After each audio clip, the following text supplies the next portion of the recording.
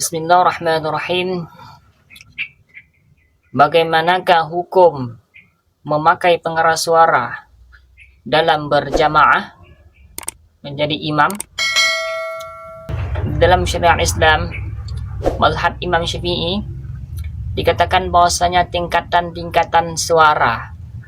Dalam kitab juga dikatakan tingkatan-tingkatan suara itu terbagi ke dalam tiga tingkatan.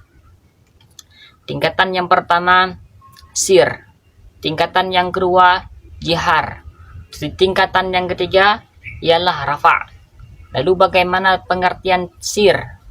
Sir ialah dapat didengarkan oleh kuping kita sendiri.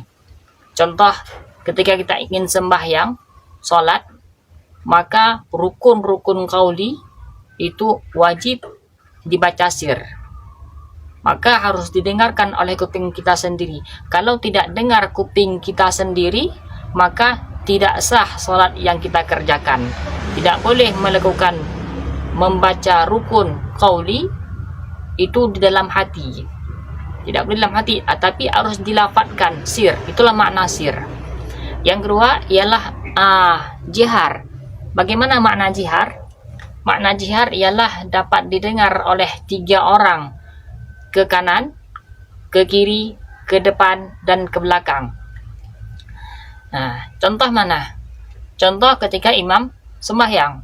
Imam sembahyang membaca Fatihah secara jihar, membaca wirid secara jihar, membaca doa secara jihar, dan salam secara jihar. Maka kategori jihar ialah hanya dapat didengarkan oleh 3 orang kanan, kiri, depan, belakang. Tidak mesti harus didengar oleh satu kampung.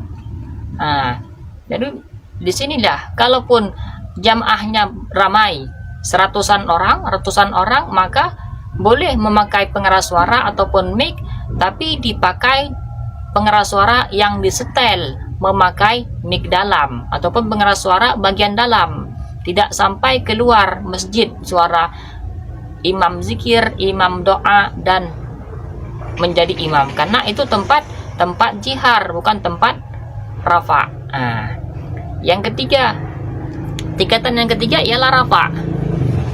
Rafa' ialah lebih tinggi daripada jihar. Didengar oleh lebih dari 3 orang, 10, 20, 30, dan lebih seterusnya.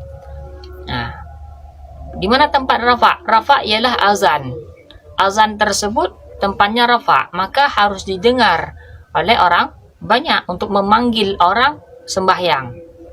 Nah, di sini di tingkatan rafa' itu azan.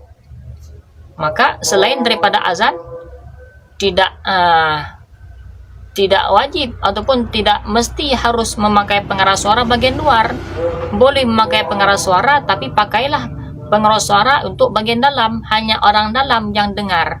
Tidak harus orang luar dengar. Itu apa orang luar dengar?